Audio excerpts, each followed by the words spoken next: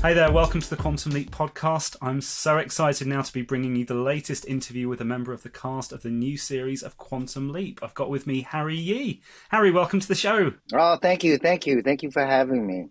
Oh, thank you for joining us. Now, we've just seen Harry in the latest episode, Salvation or Bust. So we're going to be talking about that and Harry's experiences on the show.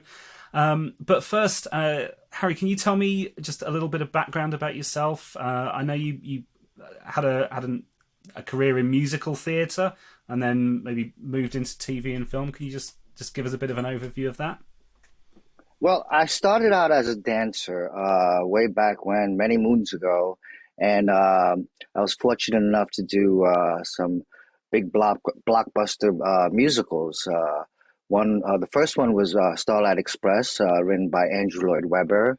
The second one was King and I by Rodgers and Hammerstein.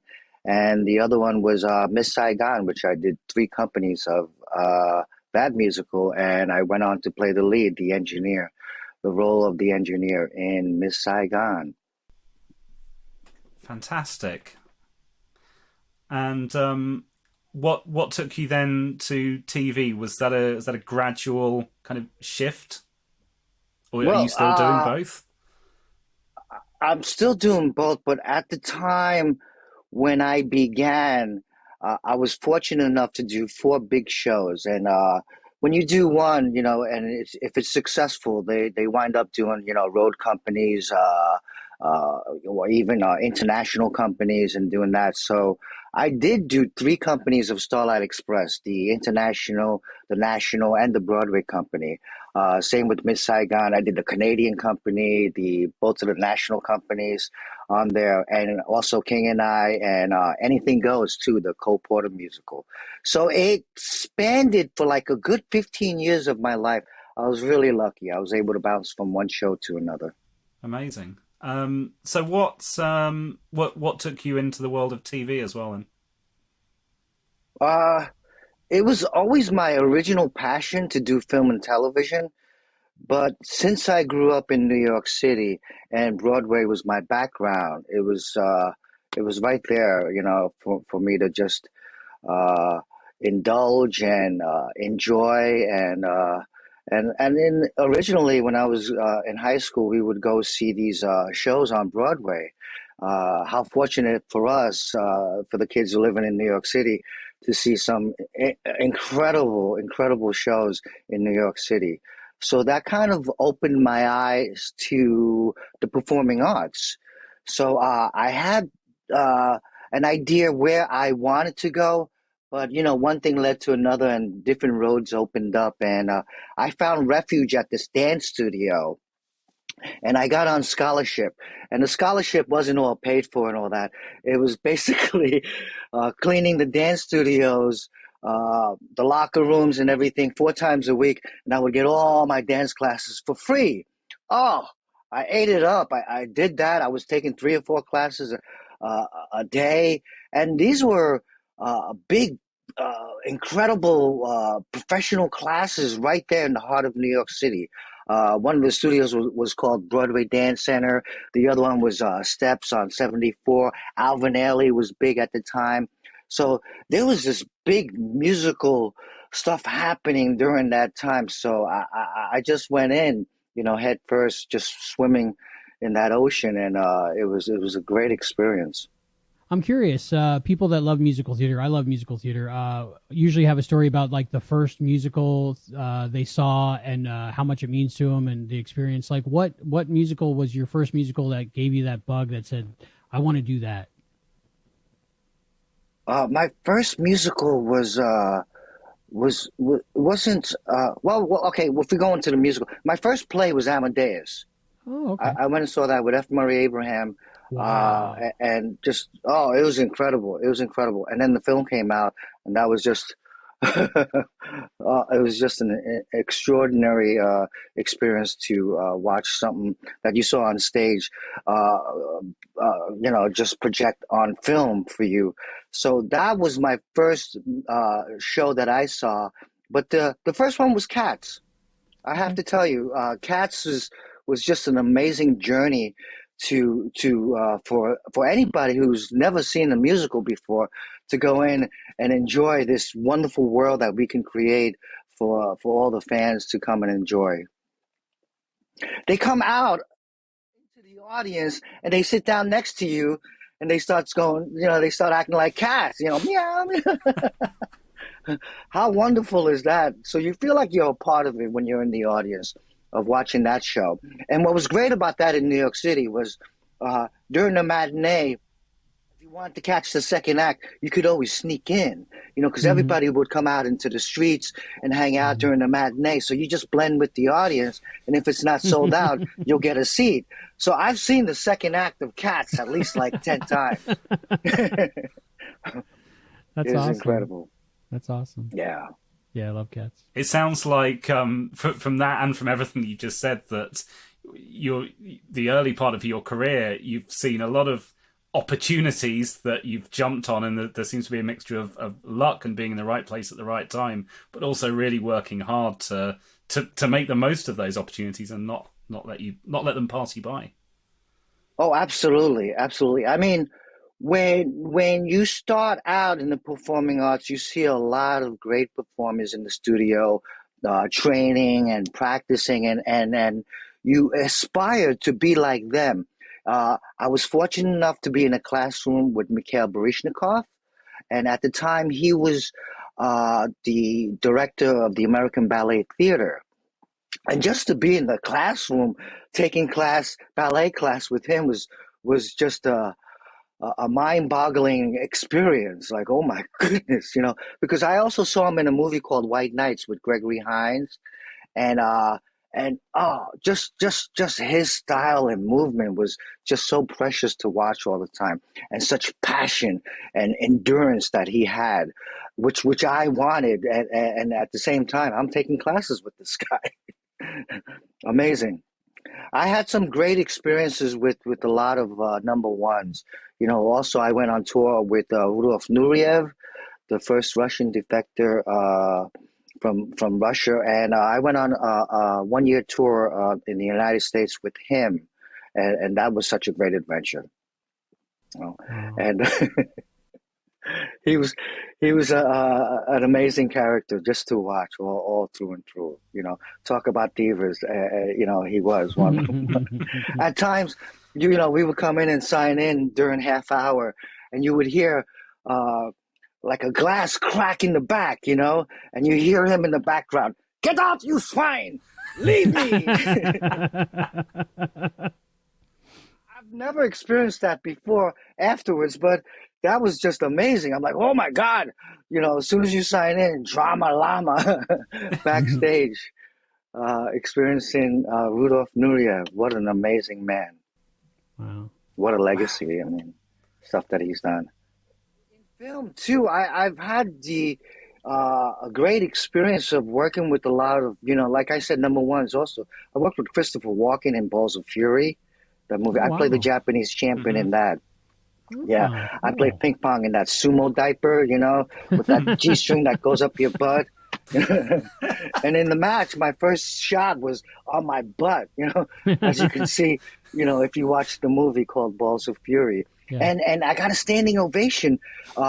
We had like 400 people, background and everybody. And after the first match, the cameraman with the handheld, he was just shooting and shooting and shooting. And Dan Fogler, who was the star of the show, he just crashed onto the ping pong table. And I was supposed to lose, and he was supposed to win and be victorious. But you got to keep going with what's going on, with the shot. So he collapsed, and I didn't know what was going on. So I took advantage of it, and I, threw my hands up and yelled, "Yatta! Yakito! Champion!" And then it cut. All right, Harry, take a break. Everybody, stay here. So I went over to Crafty, and Christopher Walken was standing over there, and he came over to me and said, "Hey, good job, kid. So what do you do, martial arts or something?" Oh man, I couldn't believe it. I mean, that, I told my friends, if my career ends today, it was a brilliant one, because I got the biggest compliment from one of the best actors in the world, and he's truly amazing. That was a fun movie. Christopher Walken. That was a Yeah, fun movie. yeah. Yeah. I chopped a ping pong in half with my paddle. I have to watch it again now. I think I have it on Blu-ray. I think, yeah. I'll have to watch it again. Yeah, I got to It's check a that. great film. Yeah, George Lopez is in that. We had a great cast of people. So how does that get you to Quantum Leap? When you go from Christopher Walken to Quantum Leap?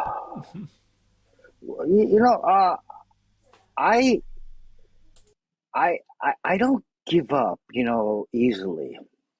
I just don't. And to make that leap and that transition from theater to film, uh, for me, it wasn't easy. I mean, it took years and years of just persistence, auditioning. I met Tom Hanks once, and he told me, hey, persistence is the key. And then I saw him on an interview, and he said the same thing. So I thought he was just saying it to me or anything like that, but it is. It's true. You just gotta hang in there. You never know what's gonna come right around the corner, and you just gotta. For me, I just want to throw. I want to throw in the towel at least like 10 times, but I just hung in there and just auditioning from one show to another, and right now, I have like 3 or 4 auditions a week, and all on big shows too. So Quantum Leap came up, and Jennifer Cooper casting called me in, and I was auditioning for her for a good 5 years just to get on her radar is a hard thing to do. So over the years, I guess I impressed her, and she's been calling me in at least twice a month for different shows and stuff like that. So I put in a good one, and it paid off, and I got onto Quantum Leap.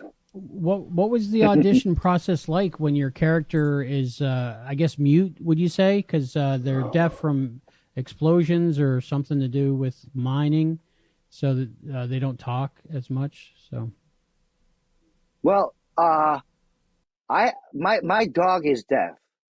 So just for me to communicate with my dog, I have to use hand gestures and this and that. But it's more with the eyes, concentrating. So I had help at home with my dog, and he's 12 right now. So I had a good 12 years of experience in dealing with trying to communicating with my dog. And so I took that perspective in the beginning, and then the rest of the other stuff, I walked around with like stuff in my ears, and I was just trying to use all my other different senses, to communicate. Hand gestures or eyes, facial expressions are really important when you can't hear, when you're trying to convey some kind of message.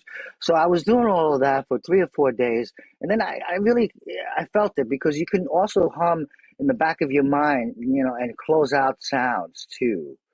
So you have to relax and just be secure with what direction you're gonna go, and just let everything happen. And when that happens, magic, can appear right in front of you. Acting is one of the hardest things in the world.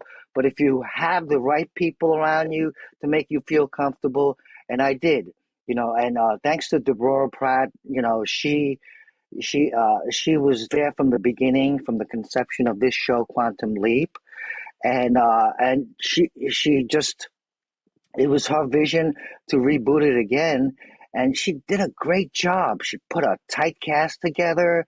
Uh, like you said, this is a big episode. Going back to 1849. Oh my God, we shot in the back of Universal Studios. They have this great western town back there, and it was amazing that the horses, the cows, the smell of the manure. It was just, you felt it. You was just like, oh my God, this is it. This is it. I'm here. Everybody in costumes. So first of all, I got to thank her for engineering and putting all this together. But not only that, the writing of this script was just perfect, dead on. Benjamin Rabb, Derek A. Hughes, they're a team that put this script together.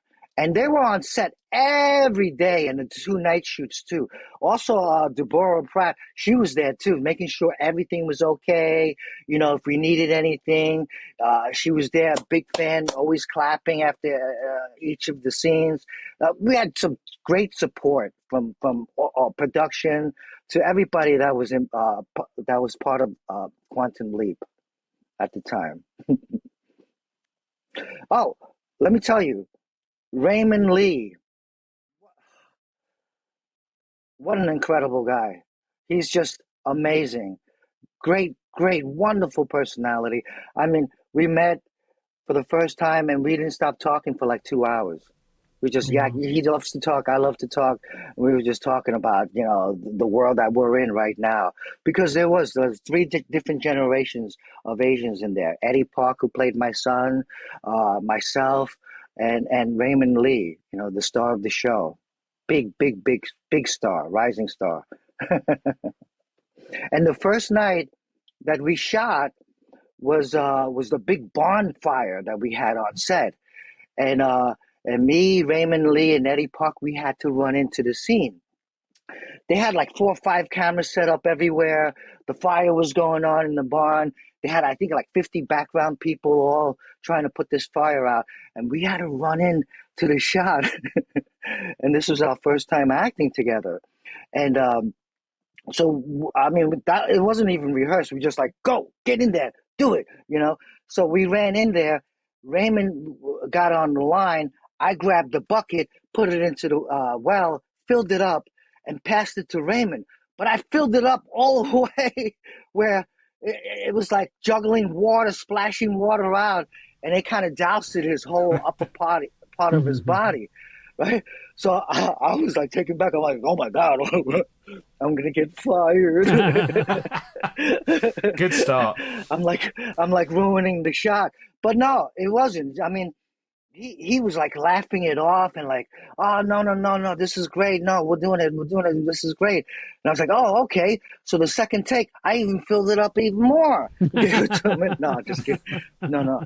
But no, a couple of seconds after that, the tone and the energy on the set that was set by Deborah Pratt, the executive producer, was just brilliant. Because a couple of seconds after the second shot, I heard from the background, the guy singing "Ooga Chaka, Ooga Chaka, Ooga Chaka," because we were working, we were getting the buckets, passing it to each other with the water, passing each other. So all I heard was "Ooga Chaka, Ooga Chaka," and then in my mind was like, "Hey man, this is not a musical," but I knew the words to this song. They're like "Ooga Chaka, Ooga," and then I started singing along. I can't stop this feeling deep inside of me. Girl, you just don't realize what you do to me. And then Raymond came in with his, singing, and we all started singing. And I knew right then that this was going to be a great shoot because everybody was engaged with each other. And we were just having such a great time. The next day, we got on the van. All the cast members, we were just singing, just enjoying each other's company, and just having a great time. Like I said, acting is one of the hardest things. But if the set is relaxed and if everybody else is relaxed, you can just work your magic and put some great stuff out there. And I think when you watch this episode, you're going to see a lot of that. Also, the last shot, the martini shot, when we shot that in the saloon, afterwards we got so attached to each other that some of us were crying.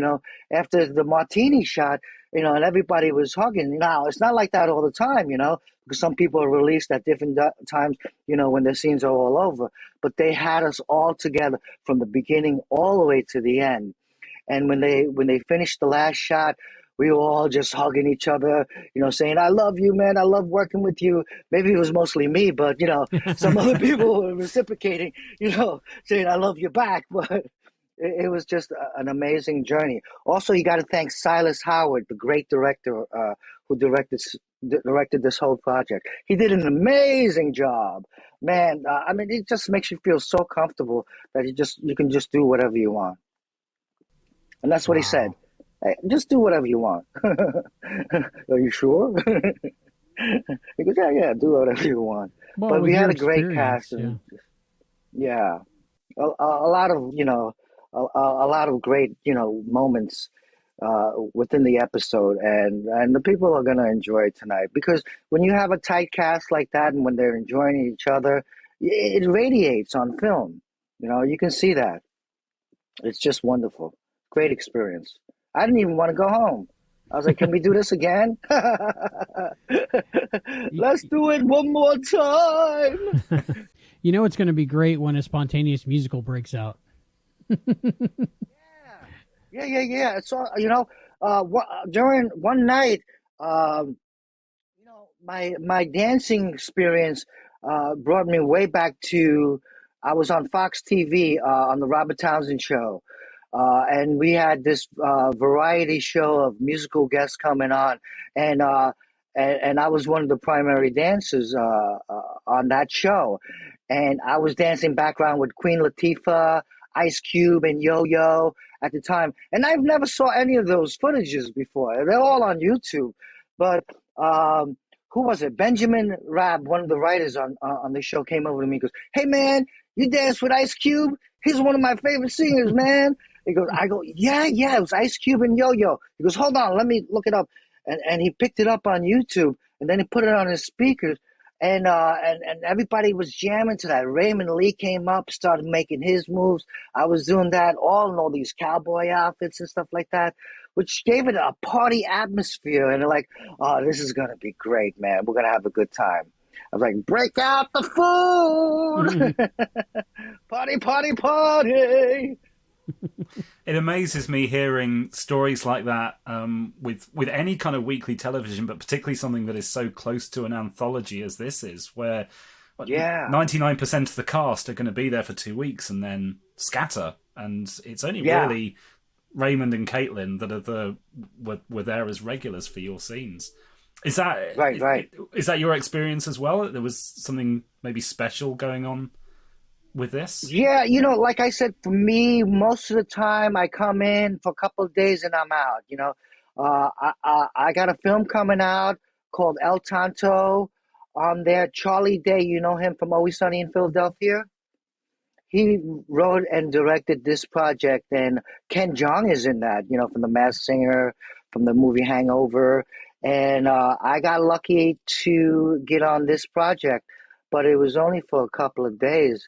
But I got in. I have a scene with Ken Jeong and Charlie Day, and it was half improvised and and half written, and I think I did a great job because Ken Jeong, he's a stand-up comedian, funny guy. He came over to me and goes, "Good job, good job." He walks around like the mayor, because he owns this town pretty much now. And just to get the thumbs up from him, is a great reward. And that's what we get. We get little rewards like that from seasoned actors, and we go home, and that's that. But on this project, you just felt like you were part of the family. And I wish I could do it over and over and over again. But just to have that experience, is just tremendous. Good. In that scene with the soup. Did you see that? Did Yeah, you see that scene? we've Yeah. seen the screener. Oh, I haven't So- seen it yet. Oh yeah, so How did we it know what look? you're talking about. Yeah, it came out Yeah. well. It's looking good. Really? Yeah. Okay. What did you have time to prepare with your scene partners for that scene? Like with Mr. Park, did you come up with a backstory maybe for the family or anything in your head together? Well, what I did was Eddie Park, who plays my son, I wanted to get him in a headlock, right away and start giving him noogies, so we can be close. And we didn't separate throughout the whole shoot. When I got there, I was knocking on his door, made sure we was just spending as much time together, so we get that feeling, of family. I didn't have any lines in there, but Eddie did. So I wanted, to make sure everything was going great, and he got my support. So I said, to him, let's rehearse. Let's try to run this, before we get on set, and we did. So I had him run through it at least, a good 10 times, and I was there, trying to block out the scene within the trailer that we were in. And then when we got in there, we were a bit more comfortable of doing the scene. So I think that worked. Just spending time with each other is a big deal. Just going on set and just meeting the actors and this and that, and you just got to use more of your imagination there. But it just makes it a lot easier when you know your cast members. And that's what I did the first night. I told Silas Howard, I go, hey, man, let's do an introduction, because in theater, the first day when we get to the rehearsal room, we acknowledge each other, one by one. We'll say, hi, my name is Harry Yee. I'm an Aquarian, something, that tells a little bit about you. So then when they see you, they can identify something in their head, and they're one step closer to you. So that's what I try to do each time when I get onto set. Try to get to know the cast members and the crew too, because, you got to feel comfortable with the crew around. And if they're on your side, it just makes it much better. And you can feel that. You can just feel that when you get on set. There was a scene where Addison was explaining to Ben about everybody's special talents that they could contribute to defeating the bad guy, capturing him. You were there, and it looked like you were talking in sign language almost to people at the table, and like with explosions and boom. And I was wondering if that was improvised, or was that American Sign Language with a person on set to teach you that or something? Well, let me ask you this. Did that work? Yeah. Did it look totally. good? Oh, good question. Totally. Yes. To me, it did, but I know a little bit of sign language, but I don't know explosion and stuff, Right. Well, sign language was created in the 17th century, and then we have information that it dates back even further than that. But I figured, 1849, this guy's a Chinaman that came over from China to help out, to build the railroad, and he lost his hearing through the dynamite noise. Yeah. Maybe he was a little too close, or who knows, but it bursted his eardrums and he couldn't hear. So I figured, you know what? There's nobody out there to help him. He's got to do it all on his own. And I didn't even know that scene, we were going to do that scene. So, sometimes they put everybody together. All right, we're going to do this. We're going to do this. We're going to do this. So you have to be engaged and just be ready for whatever happens. So the fact that I couldn't talk or I couldn't say anything to communicate with them, because the scene was about what do we do together to fight off the bad guys. So for me, the only information that I know is that I'm a dynamite expert. So I can use this. That's my only weapon. So I came up within a split second before they yelled action. I came up with the smackdown with the dynamite spread out, because there's another scene where I'm on top of the saloon and I'm throwing dynamites down, at them. And that's a great story, because the camera guy was looking up at me throwing it down, and I was so into it, throwing those dynamites right down, that it came right down and missed his toe by like an inch. So when they yelled cut, he goes, "Hey man, you almost hit me." I go, "You're lucky, man." I was aiming for you. But it was a great shot, because the camera, the dynamite came like that, right in front of the camera. So I go, okay, we got one, on there. Like I said, if you're really relaxed with the crew and everything, you can do whatever you want, and just wonderful gems come out. Just like in that scene where I'm packing the dynamite, I remember a couple of days before we were doing that scene where I am packing the dynamite and putting everything in there and gently putting it down.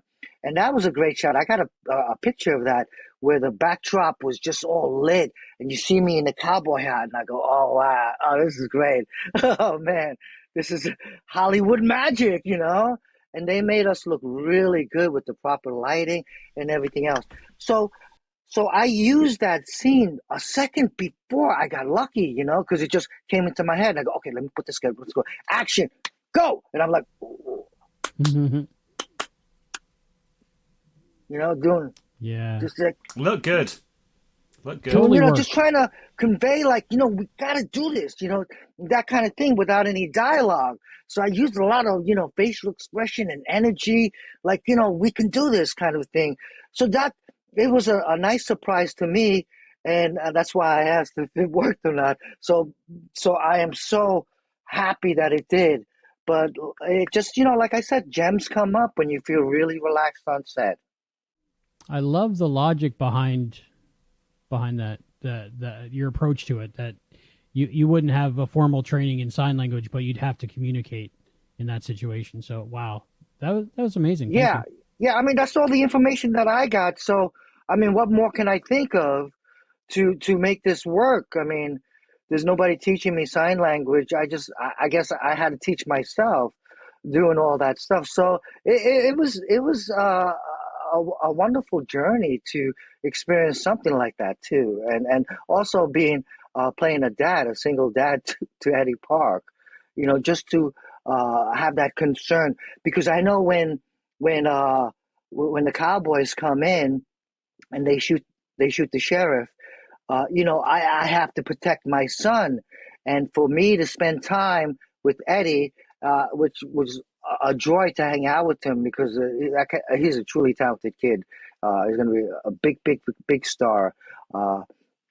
Just to protect him was just natural. You know, this is my son. You know, nobody's going to take him, even though if you can, you know, see what I mean. You can feel it. You know, I'm protecting him within that. Hopefully, they got a shot of that, because they did a couple of close-ups on that one. But yeah, it was just. I just want to make it more natural as possible. So all that time behind the scene, you know, fed into when we were shooting. It paid off. Yeah. Yeah. Okay. Good. Yeah. So you've told us a lot about your relationship there with Eddie and with Ray. Is there anything you can share with us about your relationship with the other members of the cast? Was there any one specifically there that you bonded with, or have you got any stories you can share with us? Yeah, I have. Who I forgot his name. The cowboy who comes in. Mark William McCullough. We just talked to him yesterday. Yeah. Did. Yes. What a great guy! Such a nice guy. Man, when he shows up on set with his look and everything, it was just it was pretty scary. You know, he comes in with his cowboys riding those horses, and he's a great actor. I got to say that, because well, you know, it's hard to act on top of a horse, you know, but when your horse is not, you know, listening to you, or has to, you know, have a bathroom break, it's really hard to spoot out some of your dialogue. I hate to use that word, spoot out, but he did it with such class and such grace. He just waited, you know, he's just so relaxed. You know, when it was his time to deliver, he delivered. And he's just got this energy that you just, oh my God, you just immediately scared of this guy, you know? You don't want to mess with him, you know, because he'll take you down. Yeah, no, we got that from him. He was obviously somebody that's able to switch that on very quickly, because came across as such a nice guy when we spoke to him. But yeah. And you know what? All three of us, me, Mark, and Raymond, we all had a chance to work with Tom Cruise on there. Okay. Raymond just worked on Top Gun with him, and Mark did a couple of projects, and we were all talking about that. So I have this story with Tom Cruise where I accidentally kicked him in the head when we were shooting, and he got up and just you could read his lip. He didn't say anything, but you can just read, like. So I thought he said, "What the freak," on there, and you know, and for me, my experience with Tom Cruise was amazing. What a wonderful guy, man! He's engaged, focused, and he's there. You know, he's there for you. but accidentally the stunt coordinator picked me up. You know, I'm not a big guy, so it's really easy to pick me up and fling me. And he threw me where Tom Cruise was rolling around picking up the gun, and I accidentally kicked him in the head. I mean, it was a big, it was a, it was a nice shot at the top of his head, and we didn't see that coming. So he got up and said, "What the freak?" Mhm. My story goes, well, he doesn't curse, man. You know, for me, he didn't curse, but he does, because Raymond was like, "Oh no, on Top Gun, he was cursing left and right. What the, you know?" I was like, "Really? Oh, I gotta change my story now." That's He does funny. curse, but he was That's gracious, funny. and he was really nice about the whole accident that happened on the set. You know, because the stunt coordinator, after like 30 seconds, came in and said, "No, no, no, it's my fault. I threw him." And because for that long of a period on set, when something like that is happening, it seems like a lifetime, you know. But when he came, the stunt coordinator came and said, you know, it was his fault. Tom Cruise came over and gave me a big hug. I was about to cry, man. I thought they were going to kick me off the set, you know. But he goes, "Oh, that's okay. That's why we have second takes." And so we all shared our Tom Cruise experience on the set of Quantum Leap. It's a small world. Nice, nice. Yeah. What will be your takeaway from working on this episode of Quantum Leap, Salvation or Bust? Like what are your parting memories of it? Your feeling about the whole process? I just for me, I everyone in the cast was brilliant, but Raymond Lee was just incredible. That the guy has a lot of magic behind him. He's a wonderful guy to be around, and what a great joy to work on his project, Quantum Leap. I mean, it was just truly amazing, and I'm so proud of him. He's doing such a great job. I mean, I've watched all the other episodes, 4 episodes, just to jump into those shoes from each character, you know, week to week. And then on top of that, in the middle of that, go out to New York and do like 10 different interviews, and then come back and do another episode on top of that and stay focused, is amazing. And I watched some of his interviews too. He's so talented, man. It's just a joy to be around him. Not alone just working on a project with him, but he's just a great guy. Raymond Lee, star, star, star. So yeah, you've mentioned projects. You mentioned a couple of your previous projects, and obviously everything that Raymond's doing at the moment. Can you tell us what's happening in your world at the moment? What we can expect from you next? Yeah, I have a movie coming out called El Tanto, written by Charlie Day, directed by Charlie Day.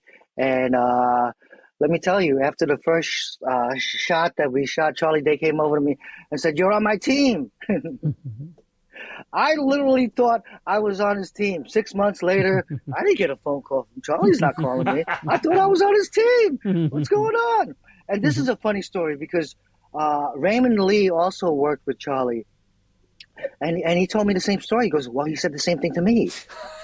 What do you mean? He said the same thing to you? You're on his team too? And he goes, "Yeah, yeah." He goes, "Well, he said I was a great actor." And he said the same thing to me. I go, "No way." So I went over to Benjamin Rabb and I told him the same story. Now, the thing is, I guess it's a new Hollywood thing when people say, "Hey, you're on my team." It's not literally you're on their team. That means that was a great shot. That was a great take. It was a great scene. You're on my team. So I was pretty much educated on Quantum Leap about, you know, people saying, you know, certain things on set, like you're on my team, meaning something totally different. Totally different.